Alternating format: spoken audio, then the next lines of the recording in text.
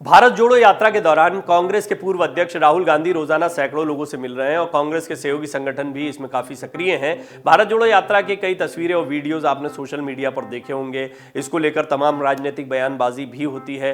कांग्रेस से भी बहुत सवाल पूछे जाते हैं कि इतने समय बाद में यात्रा के लिए क्यों निकले हैं और अचानक से क्या यात्रा पर निकल जाने से कोई जमीन तैयार हो जाएगी। लेकिन सोशल मीडिया पर एक माहौल बनाने में कांग्रेस कामयाब रही है, इसमें कोई दो राय नहीं है। कांग्रेस की तरफ से इसे हर स्तर पर सफल बनाने की कवायद हो ही रही है। उनके लिए बहुत ही महत्वाकांक्षी है ये भारत जोड़ो यात्रा।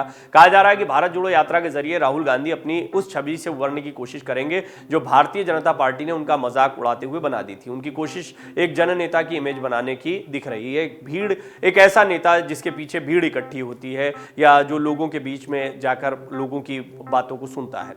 कांग्रेस के पूर्व अध्यक्ष राहुल गांधी के इस भारत जोड़ो यात्रा की मीडिया में चर्चा शुरू हुई। आपको याद होगा रामदेव और बाकी लोगों के भी बयान आएगी जिन्हें पहले मीडिया में कोई पूछता नहीं था, आज उनके चर्चे हो रहे हैं। लोकसभा सांसद राहुल गांधी पैदल यात्रा करके पूरे देश में संदेश दे रहे हैं, लेकिन इसकी चर्चा नेगेटिव खबरों की वजह से भी होती है। भारतीय जनता पार्टी कभी राहुल गांधी की स्लिप ऑफ टंग तो कभी उनकी टी शर्ट की कीमत को लेकर भी निशाना साधती रही है। वहीं कांग्रेस भी बीजेपी पर भारत जोड़ो यात्रा और राहुल गांधी को लेकर झूठ फैलाने का आरोप लगाती रही है। अमित शाह ने भारत जोड़ो यात्रा पर बड़ी प्रतिक्रिया दी है। ये इसलिए महत्वपूर्ण माना जा रहा है क्योंकि अभी तक अमित शाह इस पर बहुत ज्यादा नहीं बोल रहे थे या शीर्ष नेतृत्व की तरह आपने गाए बगाए सोशल मीडिया पर कुछ कमेंट देखे होंगे। दरअसल एक निजी समाचार चैनल पर इंटरव्यू के दौरान केंद्रीय गृह मंत्री अमित शाह ने कांग्रेस नेता राहुल गांधी और उनकी भारत जोड़ो यात्रा पर अपनी बड़ी प्रतिक्रिया दी है। अमित शाह ने कहा कि जो भी सार्वजनिक जीवन में परिश्रम करता है वो उसका समर्थन करते हैं। वो इस बात के समर्थक हैं, जनता तय करेगी कि वो कितना सफल होंगे, हमारा भरोसा तो हमारी विचारधारा पर है। थोड़ा सा समझ लेते हैं, अब ये तंज है या फिर तारीफ है, ये समझने जैसी बात है। क्योंकि यहां पर महत्वपूर्ण बात यह है कि वो कह रहे हैं कि सार्वजनिक जीवन में जो भी परिश्रम कर रहा है, मेहनत कर रहा है, उसको उसकी तारीफ करते हैं या उसका समर्थन करते हैं। अब यहां पर ये तो कहा नहीं जा सकता बिल्कुल भी कि अमित शाह ये कह रहे हैं कि समर्थन कर रहे हैं। वो ये कह रहे हैं कि परिश्रम जो है उसका समर्थन किया जा रहा है। इसके बहुत गहरे मायने हैं।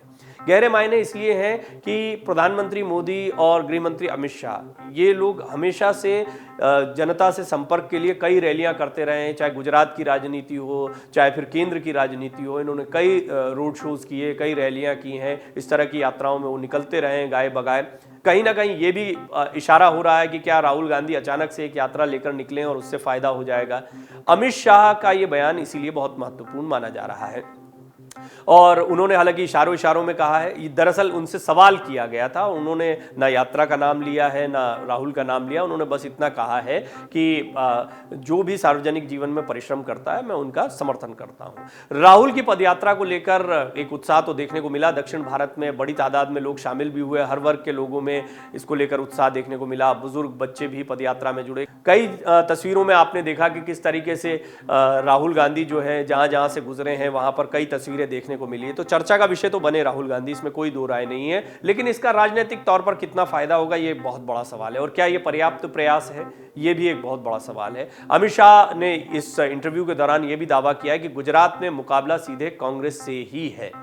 अमित शाह ने इस बात पर भी जोर दिया है कि गुजरात में इस बार कोई त्रिकोणीय मुकाबला नहीं है, मुकाबला सीधे कांग्रेस से ही होने वाला है। वो कहते हैं कि हर बार हम ही चुनाव जीते हैं, 1990 के बाद एक भी चुनाव बीजेपी नहीं हारी, जनता ने हमें ही आशीर्वाद दिया है। ऐसा नहीं है कि त्रिकोणीय मुकाबला पहली बार हो रहा है, जब नतीजे आएंगे तभी पता चलेगा कि ये त्रिकोणीय है या नहीं है। 2017 का जो नतीजा था उसमें लगभग किला ढहाते ढहाते जो है कांग्रेस रह गई थी। कांग्रेस उस समय लगभग पहुंच गई थी कि अच्छा प्रयास कर रही है या लगभग जीत के किनारे पर पहुंच गई है। गुजरात विधानसभा के पिछले चुनाव में राहुल गांधी ने भी प्रचार किया था। भाजपा की मुसीबतें उस समय बड़ी थी। राहुल गांधी ने एक के बाद एक कई रैलियां की थी, लेकिन इस बार राहुल गांधी की रैलियां देखने को नहीं मिल रही हैं गुजरात में, और ये एक बहुत बड़ी कमी मानी जा रही है। हालांकि अब ये कहा जा रहा है कि महाराष्ट्र और मध्य प्रदेश के बीच में उनका 2 दिनों का दौरा जो है वो गुजरात का भी हो सकता है, यहां पर कुछ रैलियां हो सकती हैं। तो अब गुजरात में कितना फायदा होगा राहुल गांधी के जाने से, ये एक बहुत बड़ी बात है। हिमाचल में भी उनका इंतजार किया गया था, लेकिन वो हिमाचल में गए नहीं। और तेलंगाना में जो एक उपचुनाव हुआ मुनुगुडी सीट पर, वो भी कांग्रेस तीसरे नंबर पर रही। तो भारत जोड़ो यात्रा का वहां भी बहुत असर देखने को नहीं मिला। ये कुछ बातें हैं जो कहीं ना कहीं ये भी बता रही हैं कि क्या भारत जोड़ो यात्रा का सचमुच में कांग्रेस को वोटों के लिहाज से फायदा होगा, गुजरात में राहुल के जाने का फायदा होगा। हालांकि ये तो नतीजों के बाद ही पता लग पाएगा कि भारत जोड़ो यात्रा का कितना असर हुआ। लेकिन एक बात तय है कि राहुल गांधी जो है उनको एक मौका मिला जमीन पर आने का और मेहनत करने का। बहरहाल अगर बात करें पिछले चुनाव की, तो एक समय लगने लगा था कि 2 दशकों से गुजरात की सत्ता में बैठी भाजपा सत्ता से बाहर भी हो सकती है। 99-77 बड़ा क्लोज मुकाबला हो गया था।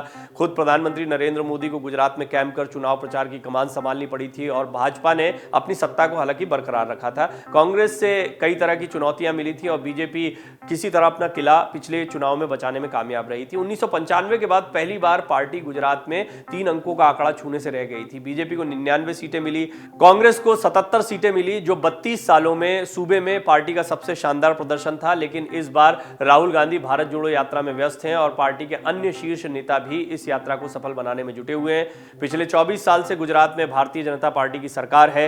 12 साल 227 दिन नरेंद्र मोदी खुद मुख्यमंत्री रहे हैं। इनमें पहले केशुभाई पटेल 3 साल 216 दिन मुख्यमंत्री रहे, जबकि मोदी के बाद आनंदीबेन पटेल, विजय भाई रूपाणी भी सीएम रह चुके हैं। अभी भूपेंद्र भाई पटेल मुख्यमंत्री हैं। इन 24 सालों में कांग्रेस हमेशा विपक्ष में रही है। इस बार आम आदमी पार्टी ने भी पूरी ताकत झोंक दी है। पार्टी के संयोजक और दिल्ली के मुख्यमंत्री अरविंद केजरीवाल यहां डेरा डाल चुके हैं। ऐसे में मुकाबला त्रिकोणीय है। लेकिन गृह मंत्री अमित शाह ने स्पष्ट कर दिया है कि कोई त्रिकोणीय मुकाबला नहीं है। ये जब चुनाव के नतीजे आ जाएंगे तो स्पष्ट हो जाएगा, हम एक बार फिर चुनाव जीतने जा रहे हैं। मुकाबला सिर्फ बीजेपी और कांग्रेस के बीच में है। और कई सर्वेज हैं ये भी बता रहे हैं कि नैरेटिव बनाने की कोशिश की है। आम आदमी पार्टी मुकाबले को त्रिकोणीय बनाने के प्रयास करती रही है। गुजरात में दिसंबर में विधानसभा चुनाव होने, ऐसे में आम आदमी पार्टी के शीर्ष नेता लगातार गुजरात का दौरा कर रहे हैं। पार्टी ने दिल्ली और पंजाब के बाद गुजरात में भी जीत हासिल करने के लिए एड़ी चोटी का जोर लगाया। अरविंद केजरीवाल, मनीष सिसोदिया, भगवंत मान समेत पार्टी के कई दिग्गज नेता लगातार गुजरात के दौरे पर रहे। आम आदमी पार्टी गुजरात में पंजाब जैसे करिश्मे की उम्मीद कर रही है। इसके लिए उसने पूरी ताकत झोंकी। इस साल की शुरुआत में पंजाब में कांग्रेस की सरकार को उखाड़ फेंकने और एक तरफा जीत हासिल करने के बाद आम आदमी पार्टी का आत्मविश्वास बढ़ा था। लेकिन अब ये बताया जा रहा है कि ये नैरेटिव जो बनाया गया है, ये नैरेटिव तो ठीक है, ये दिखाने में कामयाब रहे। लेकिन आपने देखा जैसे जैसे चुनाव की तारीखें नज़दीक आ रही हैं वैसे वैसे माहौल जो है वो चुनाव का और ज़्यादा स्पष्ट होता है। तो अमित शाह स्पष्ट तौर पर कह रहे हैं कि मुकाबला सिर्फ कांग्रेस और बीजेपी के बीच में है और इस मुकाबले में भी हम जीतेंगे, उनका दावा है। वहीं बात करें आम आदमी पार्टी की, तो दिल्ली के मुख्यमंत्री और पार्टी के चीफ अरविंद केजरीवाल इन दोनों एक पांव दिल्ली में रखते हैं, दूसरा गुजरात में रखते हैं। वो जनता के सामने मुफ्त बिजली, पानी, सरकारी स्कूलों, अस्पतालों के कायाकल्प के दिल्ली मॉडल का पुरजोर तरीके से लोगों के बीच में मॉडल रख रहे हैं। इसके अलावा पंजाब में कामयाबी से आजमाए गए गारंटी मॉडल वाले चुनाव प्रचार को गुजरात में आजमा रहे हैं। हर युवा को रोजगार पाने तक हर बेरोजगार को 3,000 रुपए प्रति महीने की बेरोजगारी भत्ता, 300 यूनिट तक मुफ्त बिजली, 18 साल से ऊपर की महिलाओं को हर महीने 1,000 रुपए, जैसे कई वादे हैं जो आम आदमी पार्टी के लोक लुभावन वादे हैं वो देखने को मिला है। गुजरात विधानसभा चुनाव 2 चरणों में होगा। 1 दिसंबर और 5 दिसंबर को वोट डाले जाएंगे। चुनाव के नतीजे 8 दिसंबर को घोषित किए जाएंगे। इस बार गुजरात चुनाव में युवा वोटर्स काफी अहम माने जा रहे हैं। डाउनलोड करें अमर उजाला ऐप और पाएं खबरें लगातार। अगर आप ये वीडियो YouTube पर देख रहे हैं तो हमारे चैनल को सब्सक्राइब करें और बेल आइकन को दबाना ना भूलें। अगर आप Facebook पर ये वीडियो देख रहे हैं तो हमारे पेज को लाइक करें।